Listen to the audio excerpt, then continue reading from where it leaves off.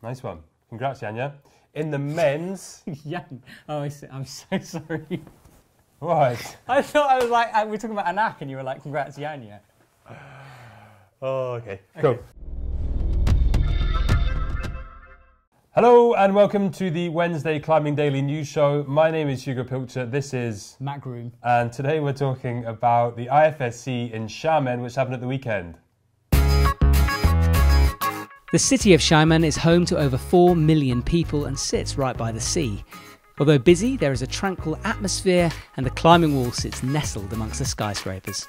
Looks like an incredible city to have a climbing competition in. So let's go through the top threes. In the women's, Yanya Garnbret took the bronze medal, which is a bit of a surprise because we're kind of used to her winning the thing.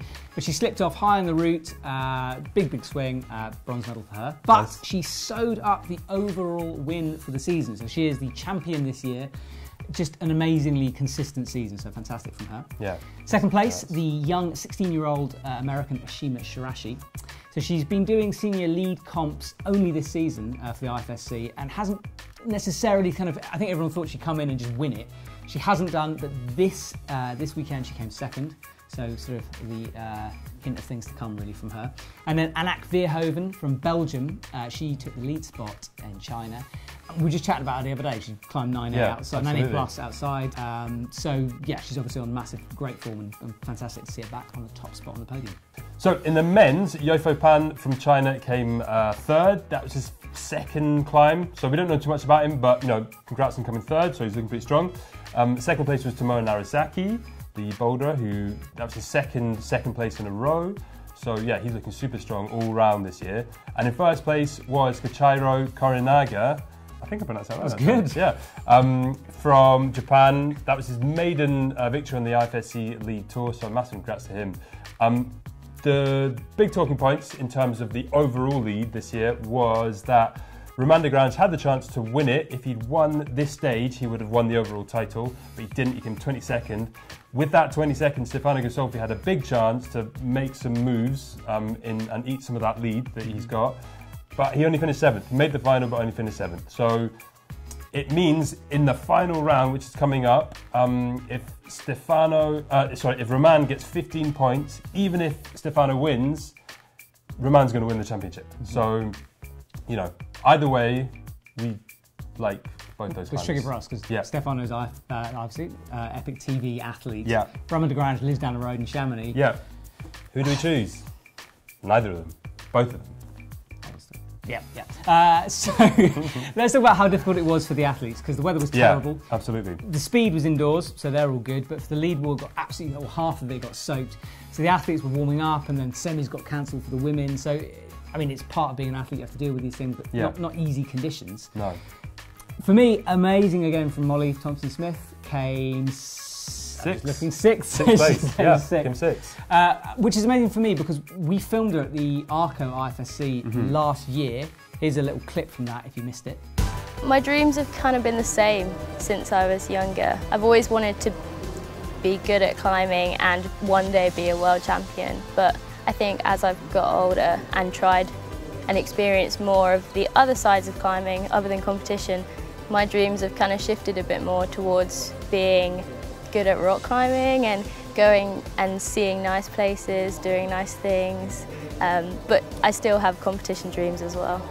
So yeah, she didn't make it out of the qualifiers in that competition, and I didn't expect her to this season come back so strongly. She's made 3 finals now, she's 8th overall, and she missed the first round. So exciting times ahead, especially for the Olympics, because she's just got Sky Sports funding, which was going to help her out for the next couple of years of Olympic training. So yeah, what's the Sky Sports funding again? So I think it's basically that they're just going to help. They're supporting the athletes financially, so hopefully it will allow them to work less and climb more. Nice. I don't want to say exact details because I'm not sure of the exact details, but work less, climb more is the general aim. Awesome. So for Great Britain, hopefully sort of a step forward with that. And Shauna mentioned on BBC News the other day that she was going to compete in the Olympics. Yeah. Try to get there anyway. So that could be 2 top females from Great Britain competing in the Olympics, which is super exciting. It's exciting, yeah. I'm looking forward to seeing those guys do some speed. We've seen like Jan Hoyer do it. Yeah. Haven't really seen so many of the girls. Sean McCall used to. Sean McCall used to do it, Yeah. but yeah, it's going to be interesting to see those guys start their speed training. Yeah, we should probably like talk about the sort of controversial aspects of speed. Which Yeah, is, I think that was my segue. Do you not notice? it was a good segue, Yeah, right? yeah, There you go. yeah. Seamless. So look, speed can be tricky to cover. It's Yeah. like considered by a lot of climbers to not be proper climbing. Some of the footage we get out of the IFSC perhaps doesn't cover speed as thoroughly as it does with lead and bouldering. And I think generally the media just doesn't talk about it as much. Yeah. But that's got to change. Yeah, absolutely. And I mean, from my part, obviously it's like the Olympics are going to be divided into three. It's a three-way thing. And actually speed, to an outsider view, you could argue that it's like the most sensical one of the three. Obviously, once you get into it, you know, once you go to an event, you realise that maybe lead and boulder are kind of more spectator sports. But actually, if you ask like an outsider, they'll kind of like invariably say, yeah, those guys that climb really quickly, that's amazing kind of thing. But then something like curling, it's pretty tricky rules going on there. Yeah, brush harder, you win. Magic Mike!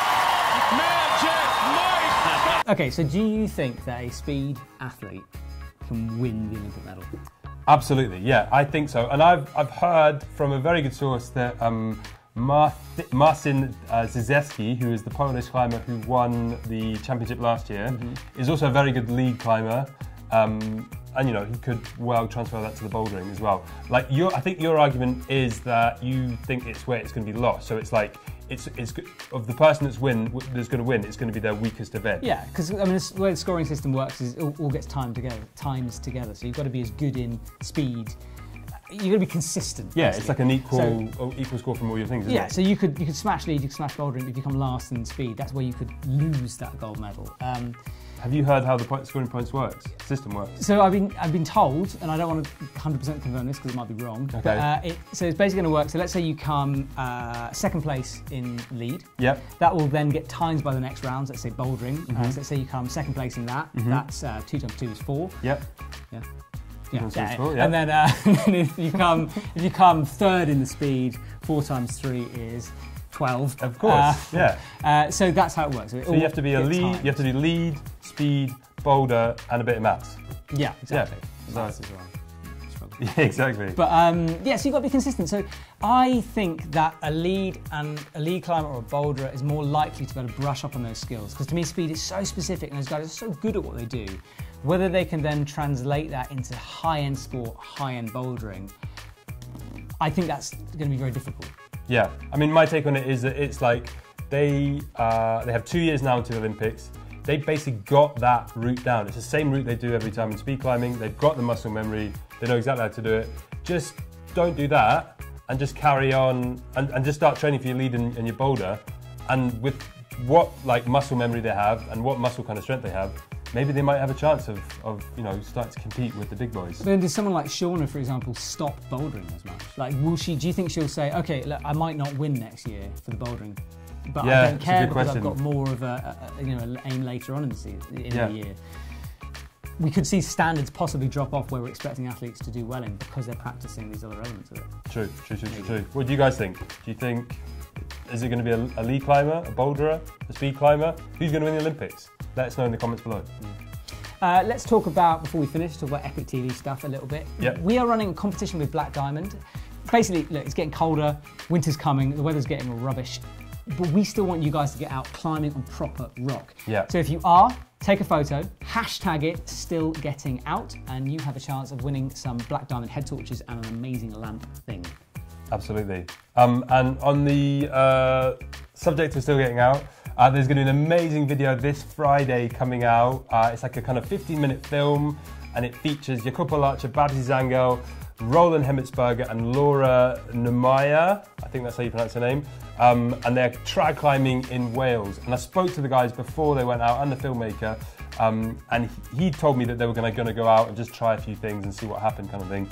They ended up sending some seriously hard routes, or trying some at least. I don't know if they sent them all, but like, I've seen the trailer. In fact, here it is now. It's amazing.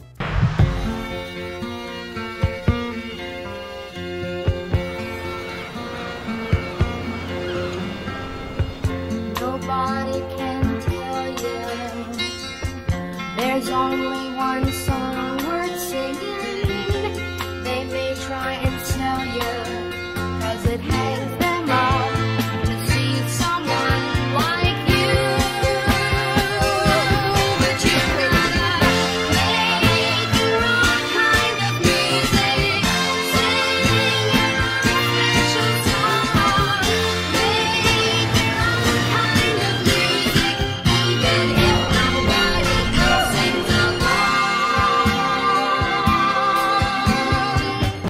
We climbers, we like to discover.